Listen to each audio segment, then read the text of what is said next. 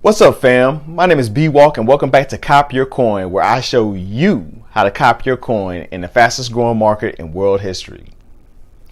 In the second part of this candlestick series, we're going to talk about support, resistance, and volume, and how they play a key part in the technical analysis of the cryptocurrency marketplace. And as always, fam, I'm going to ask you to do three things.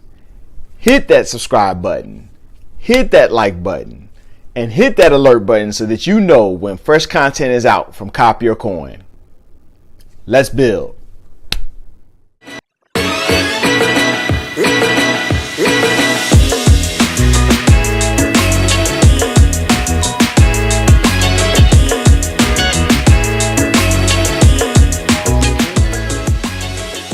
So let's get started. So today we're going to talk about continue our conversation about the candlestick charts, and as you can see, I've added something. I've added the volume, okay, and this volume is a key point for me in trading.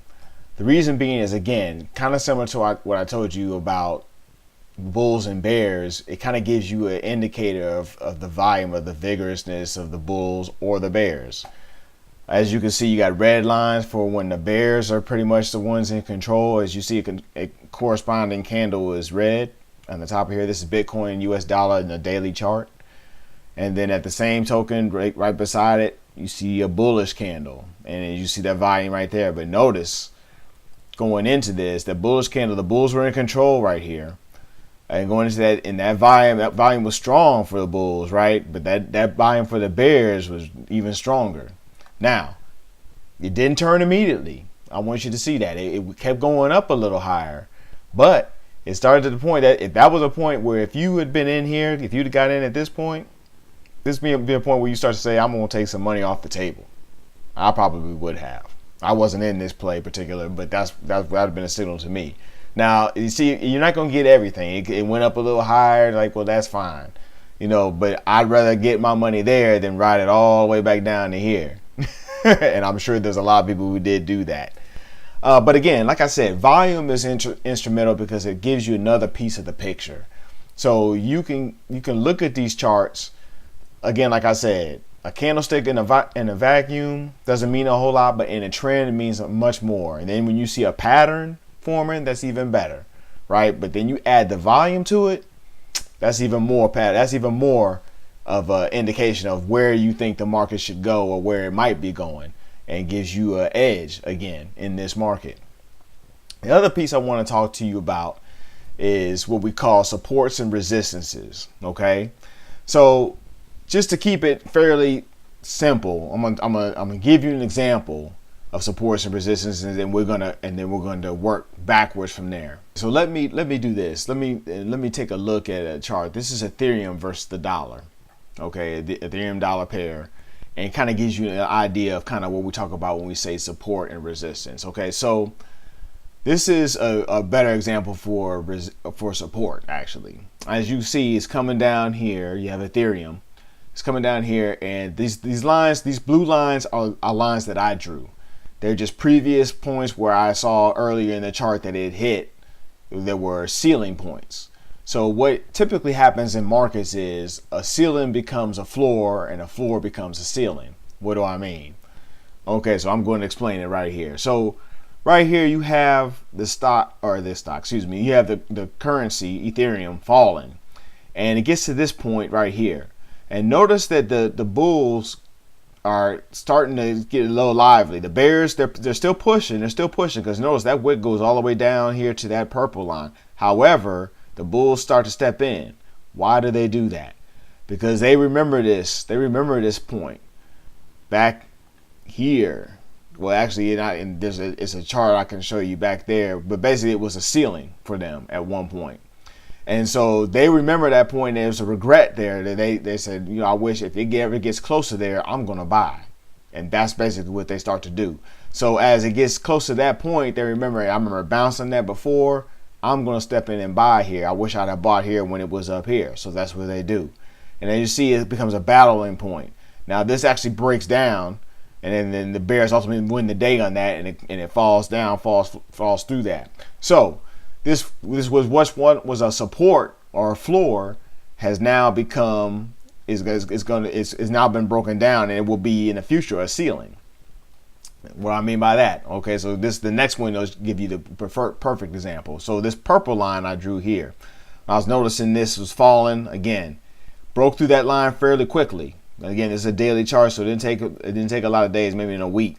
Fell through there, came back up, and they said, "Oh, let's try to hold this. Let's try to hold this." But you see again another line of contention between the bulls and the bears. Everybody remembers this point. And so they're saying the bears are saying, you know what, if the trend is on our side, we're feeling like it's going to go lower and lower. I'm selling. Bulls are saying at the point, they're saying, well, you know, I remember this, it hit this point and bouncing. I think it's got a good chance that it could reverse angles, reverse tide, reverse direction, reverse trend. As you can see, who won? It was the bears who won, because as you see this point, and notice to a line right here, and I can zoom in a little bit. Hold on, and you can see these are over what 1, 2, 3, 4, 5, 6, 7 days, and you see each time it closes right to that line and can't get past it. That's because psychologically people understand that point. And once it gets to a point where it can't get past, then the bulls throw their hands up and the bears have the day, and they just start to run it down. And then you see it keep on going down here. Now, because that purple line was one support, now it has become resistance, as you see. So it was one support to try to bounce on that. But now as you're looking at it, you're seeing it as like now it's having a hard time for the bulls to get past there. And that's why I like supports and resistances, because it gives you points on the chart that you can expect the instrument, whatever you're tracking, in this particular case Ethereum, we're saying if it gets to that level again, that's going to be a problem. So as we are right now, that was 872. As we are right now, where we currently, like 340, I believe. So we're down. Let me shrink this a little bit. But that is going to be an issue. That would be an issue of contention, even going forward.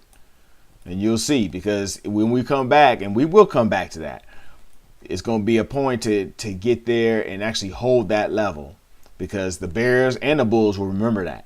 There'll be some bears who remember and say, "Hey, I wish I had been selling here, because I knew that was going to be a negative." And there's going to be some bulls who sit there and say, "Well, I don't want to buy anything up here because the bears pushed us down." So when this turn does reverse, and it will eventually, and it gets back up here, it's going to hit its head like on a ceiling. And so when you put that together with the candlesticks, with the volume, then you get a better picture, understanding where you need to go in your trading. So this was back in almost a year ago. This is November, you remember, and markets have rhythms. They follow seasons. Not necessarily that I'm predicting that it's going to run up again this fall going into Christmas, but it could. I've seen stranger things have certainly happened. Anyway, as you can see, the market is pushing. Bitcoin is moving. It's moving farther and further up. Gets to this point. This is the first point of resistance. It was a previous support that had fallen through before. Gets there and says, "You know what? I'm gonna move higher." Breaks right through it, as you see. Breaks right through up here. Gets up to, this is 17,000. I think the high of this year in 2017 was 19,650 it looks like, or 19, almost 20,000. So it got to that point. But remember, these lines again were something that everybody remembers. Everybody on the charts. A lot of people look at the charts. You know, look at it, and why wouldn't you? It's almost self-fulfilling. So anyway, as it gets to that point, it gets to high. Here's your danger signal. Notice again, it starts to fall. Then the long wick here. You know, the long wick here basically said the bears was pushing it, but they had to break through this. They had to break through this support, and they kind of did, because it closed here. So technically, this is broken, right? So then you have another candlestick here. So they kind of no man's land again. This one right here, this is your last support that you had. And as you can see, they tried to push past the next one, but they couldn't get past it. And it's in there, and it was basically trendless for a moment, bouncing here, got all the way back up to this line, which had been previous resistance, previous support, now have become resistance. You see that? And this is actually that's almost like a dark cloud cover. And that's a pattern in candlesticks. But basically what it shows you is, again, this is getting ready to turn over. You know, if you didn't get out here, you definitely should be getting out here, because you see you got a confluence of events. Basically, you have the candlesticks going up here, hitting their head on the ceiling. You have the volume doesn't really show you a lot in that particular case, but then you do see the pattern of the candlesticks and what the trend was. Gives you an idea. It might fall, and sure enough it does. And when it falls, it hits this floor and then falls right through it. If it falls through that floor, it's going to fall even further, and that's exactly what we did. You can see as it goes down, it keeps on falling and falling. Again, till we get to this point, then you see the bulls take over. Big volume here on a candlestick, and it's probably more like it's a reversal, but it's not necessarily a hammer like we talked about before. But again, you're looking at all this to paint a picture so that you can feel comfortable when you quote unquote squeeze the trigger, if you will, and buy. What I'm talking about for you out here is not necessarily trading on a daily basis or even on a weekly basis, but more so looking to invest long term. But you want to buy right, you know, when things are on sale. The market, just like Walmart. Walmart is open every day, or Target, or Rolex, or whatever you go to. It's open every day, right? But that doesn't mean you have to buy something every day. and that's exactly the case here. I buy when things are on sale.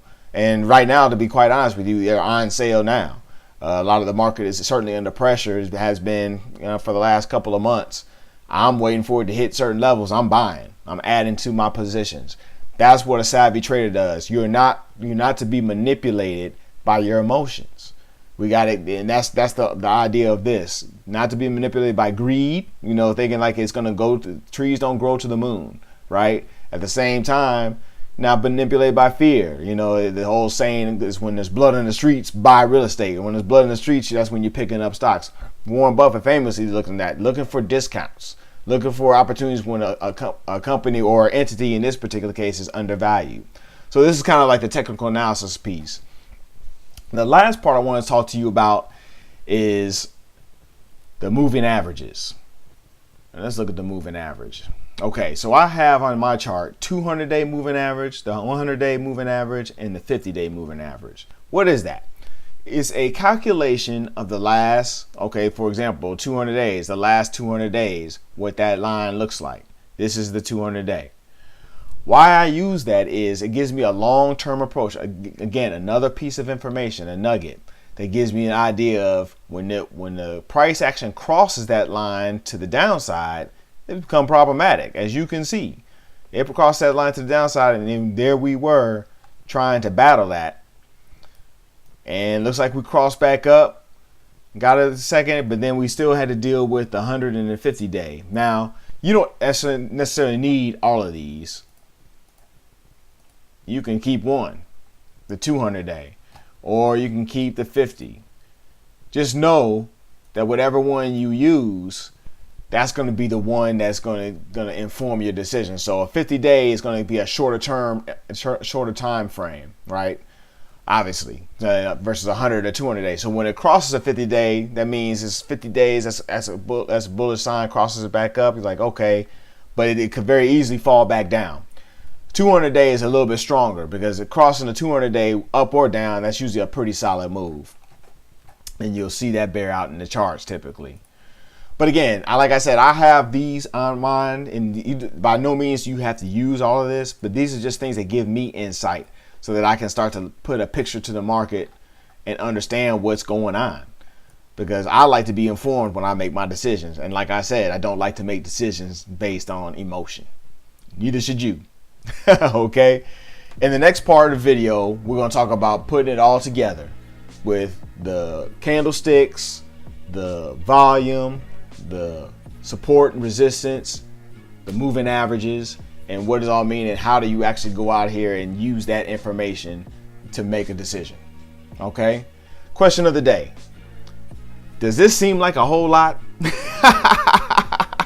It can be. And I got friends who simplify it. Certainly you don't need to do all of this, but you need to have a good understanding of kind of what's coming down the pipe so that you can read, and the more you see it, the better you'll be. And you don't need to have everything on there. As I say, I can take things off. So would you keep what I have on there? Would you use something else? That's the question for you. Now I'll see you next time on Cop Your Coin.